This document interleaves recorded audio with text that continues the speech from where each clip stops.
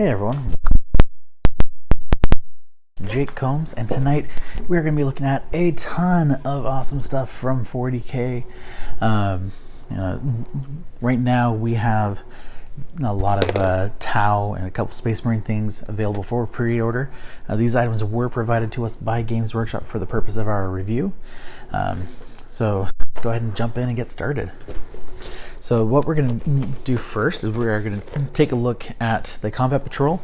Now there is, as far as I can tell, it looks like one, maybe two new models in this. I know the Ethereal on Hover Drone, which we have right here as well. So we're not going to open this guy because we're going to be looking at him in here.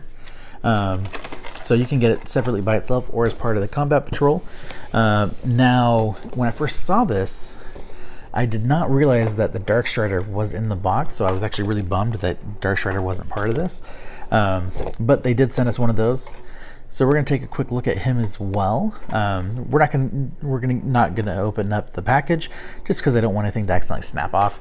And plus, through the back side of the package, you can see it quite well. We have a couple Space Marine items as well, specifically one of the coolest looking captains I've ever seen.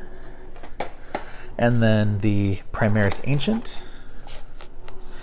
These two we are going to break the seal on because both of them have two sprues, and so we can't actually see everything in there. So we'll want to get in there and do that. Now, so let's get started with the Combat Patrol. With the Tau, with the exception of the most recent full kill team release, not the one that where we revisit Octarius, but the other location I can't remember.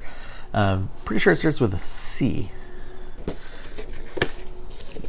Now, other than that, which came with Tau Fire Team, I've personally never played Tau, but I've always kind of secretly wanted to. Like, I know the community gives them, the players, a lot of crap for playing Tau, because they kind of have a more aquatic-looking features to the characters, but the tech is always really cool looking. I love the giant mech suits. That's one of my favorite things about dreadnoughts in general. Is I've always been a fan of a real cool looking mech suit. Like I used to play Mech Warrior and a lot of Armored Core, a lot of those video games that featured the mech type suits. And that was one of my favorite things about watching like Voltron and even when I watched Power Rangers when I was in grade school, it was all about the Zords and those mechs for me. And so that was always why I wanted to kind of get into Tau, but I didn't want to get started on an army that I knew I wasn't going to play hardly ever. That was more for decoration. So I basically put my money on the teams that I was going to be likely to play. And so the fact that I now get an excuse to actually build one of these awesome mechs leaves me very excited. Now we have our assembly guide, and it is the standard two-tone assembly instructions that we're used to seeing, or not two-tone but multi-tone. And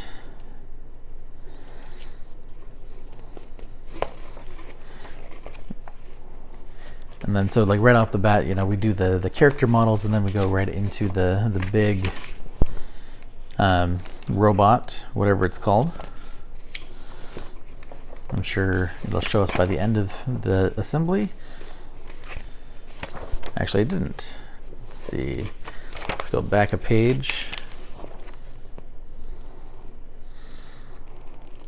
Okay, so it actually doesn't show it to us at all in the assembly guide.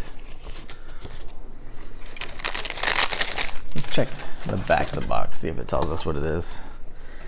So Ghost Kill. So the Ghost Kill battle suit is the big mech itself with the 2 drones that come with it. So that's why those were all listed in one section. Okay, I didn't realize that. But the mech thing is awesome looking. I actually already know exactly what paint scheme I'm going to do it in. Like I used to play the Titanfall games, and so I wanted to do one as the main Titan that you do in Titanfall 2. So I'll be matching those colors. I just need to go back and play it again, so I'll remember exactly, how that one's all done. Now, and right off the bat, first 2 I pull out are our 2 characters.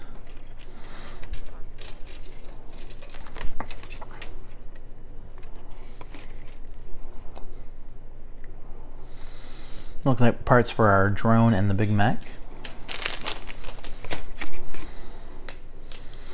Some of our kind of smaller mech units.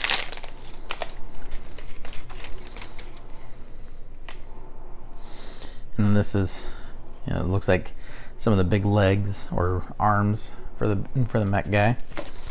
What was it called again?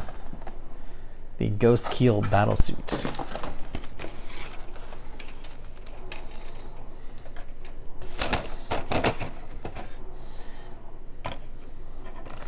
And then we have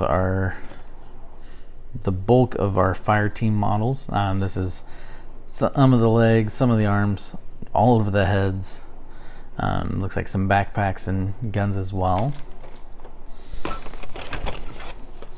Then our last sprue, which looks like a combination of some of the drone type pieces, the kind of the mini launcher guys, and then the rest of the bodies to assemble your fire team. And then we have, our bases, our clear flying stands for the flying drones. And then we have our decals, which are written in Tau. So definitely some cool stuff there. Now, looking at the models themselves, the 2 main characters, and really the big mech, take the cake for me. The big mech, far and away, is the most stellar model out of this kit. Absolutely love it. I know in some of the phone games I've played that featured that, that was actually one of my go-tos all the time, just because how devastating it is. And so, it would definitely be, the centerpiece of my army that I do for Tau when I actually start getting these built. So definitely some very cool stuff there. So we're just kind of moving everything aside so that way we can look at it in a little bit.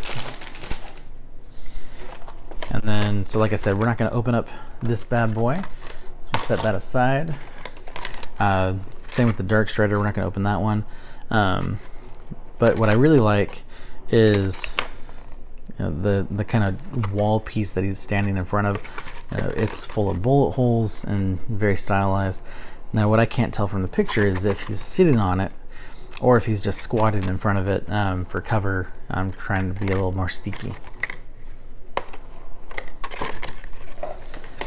Alright, so first up is the chapter approved Warzone Nockman Grand Tournament.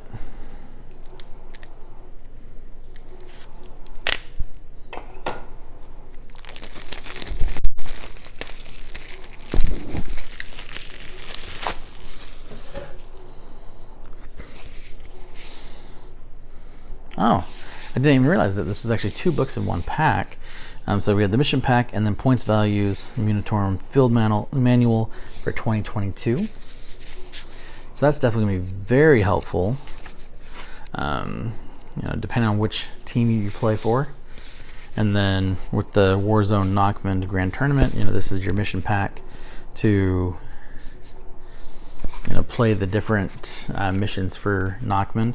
And from what I remember seeing, the bulk of Nockman's fight seemed to be between Chaos Space Marines and Eldar, or Eldari. I always forget what they're called these days. And so, seeing that the Chaos Space Marines are going to probably start getting some love soon has me very excited, because they are by far my favorite 40k faction. My next choice then would be the Tyranids. Definitely been a big fan of those, but I honestly got to give it up for the Black Templars lately, because they have had some of the best releases. Actually, scratch that. They have had the best Space Marine themed releases since I got into the hobby in the 90s. And I'm sure there's some of you out there that will disagree with that, and that is just my opinion, but I am loving the aesthetic. I'm loving the new kits. I mean, we basically got a Space Marine with Wolverine claws from them. The High Marshal Albrecht, absolutely love that kit. And then some people have actually gone and converted that into a Stormcast Eternal, and now that I've seen it, I'm thinking I might need to get a second Albrecht, just so that way I can do one as him and then one as a Stormcast. So now we also have the Tau Codex. So very cool there. Now, from what I understand, other than these two character models, there's no real new characters. Now here's kind of a splash page with all of the main battle suits that they use. Then battlefield support, all the different drones. And I mean, we're going, let's see, a lot further in than we usually do before we get to the rules. So 52 pages, like usually we're in like 36, 38. I believe the last one we did with the Custodes was around like 44, and this one goes up to 52 before we get into the rules. Now, I know that that giant cannon, let me see if I can find it, that they were sharing in the Warhammer community page, is definitely getting a lot of a lot of crap just because of how overpowered it is. But with that new profile for that weapon, you also have a lot of things out there that can take on a tank. Like, one thing I love, like with transitioning into 8th and then again into 9th, is like with those big tanks, like it used to be that like you had to have like a tank busting weapon in order for you to get through. But realistically, in a actual real war scenario, I mean, you could basically hit the same spot repeatedly with a 9mm, for example, and eventually, if you shoot enough rounds into it, you will tear into the hole. It's just not likely it's going to happen anytime soon.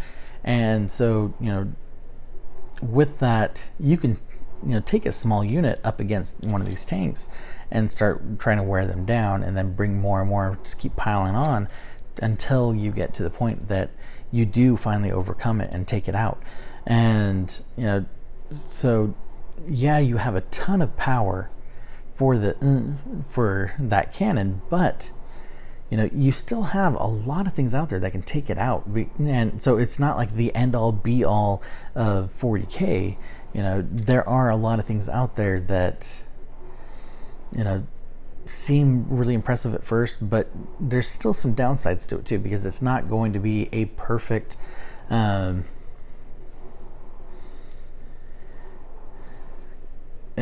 killing machine. You have to have some balance there.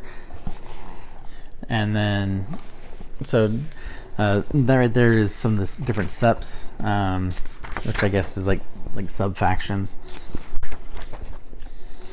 Now, what's interesting is, like most of them, it labels the codex sections very much the same. Like with this one, we have going from Battleforged rules, into prototype systems. We have seps. So it's calling a lot of the same things by different names that we usually see, like warlord traits.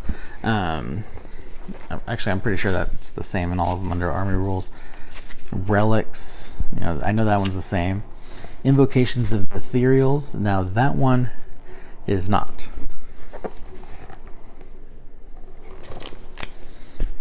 Then we go into our chapter approved rules, as well as a Tau Empire name generator, where you can also choose like what craft world they come from. Then we go into the data sheets as well.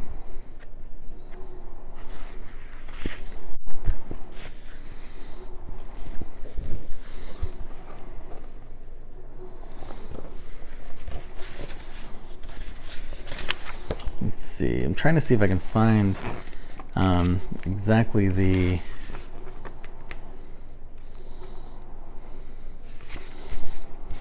weapon I'm thinking of.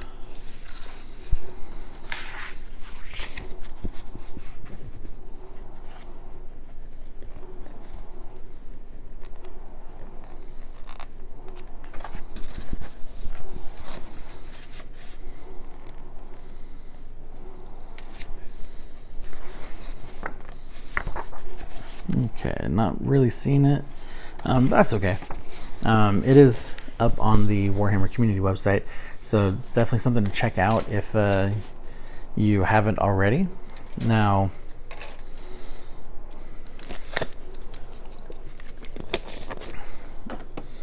so I'm trying to leave everything out so that way we can take a close-up with the camera.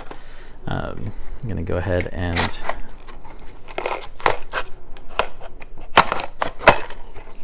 alright, so we're opening up that Primaris Ancient. Not sure why it's called a Primaris Ancient, but as far as I'm concerned, it's basically the Primaris banner holder.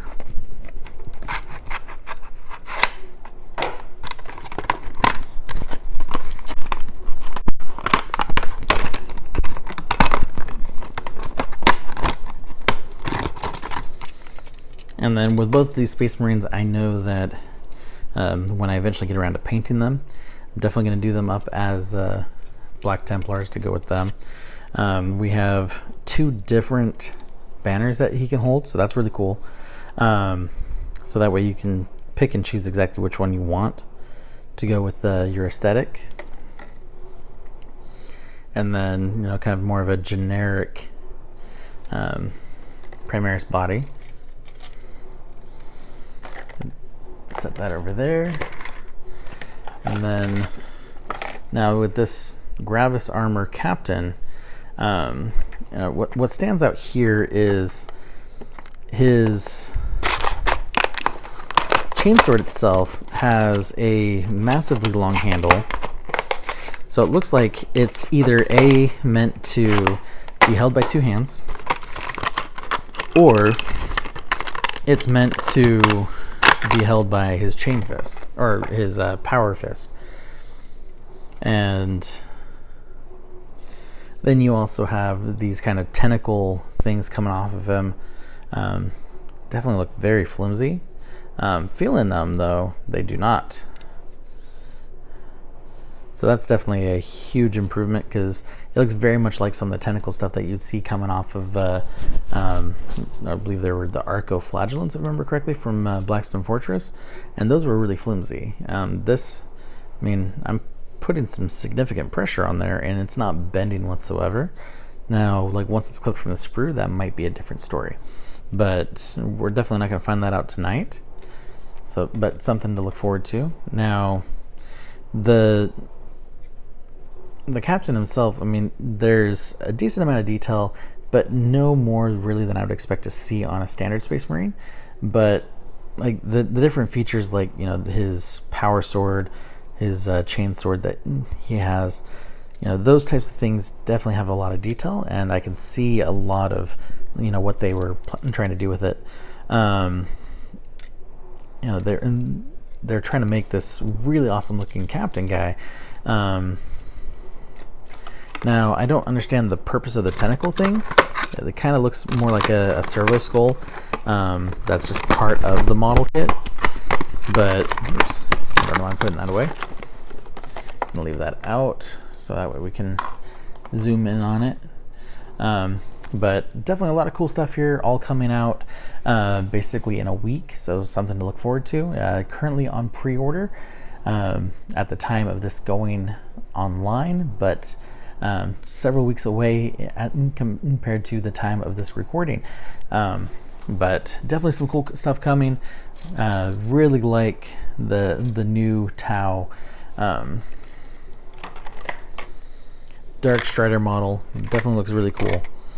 And that's it for tonight. Thank you guys for watching as always. We really do appreciate it, and definitely appreciate all the feedback you guys have been giving us. We definitely try to take it to heart and improve where we can, and listen to your suggestions, and we do really appreciate those that have been sharing those with us. All right, so this is your main fire team, as well as the drone pieces. Over here we have the remainder of the fire team pieces, and here we have the kind of smaller robot drones that kind of walk. And so we have some of the pieces there, as well as some of the pieces for the big bot there. Here we have actually, sorry, get it all turned around. There we go. So that is one of the character models. I believe he's new. This one is definitely new. This is the one that we also got the individual model of that we didn't open. And then we have the existing kit for that big mech all together. And then this is the Darkstrider. Look at all the detail on that kind of concrete wall. Definitely a lot going on there. And then this is the Primaris Captain. And then, as you can see from the sword right there, the chain sword, that handle is definitely made either to go in a power fist or be used two-handed. And then with the Primaris Ancient, like I said, the body is very, very kind of carbon copy of what you'd expect from most Primaris. So just focusing on the banners, and I love the looks of those. I love the fact that it's raised, which makes painting them so much easier for somebody like myself that can't freehand. So that's definitely going to make my paint time much, much smoother. But again, that's it for tonight. Thank you guys for watching, and you have a great night.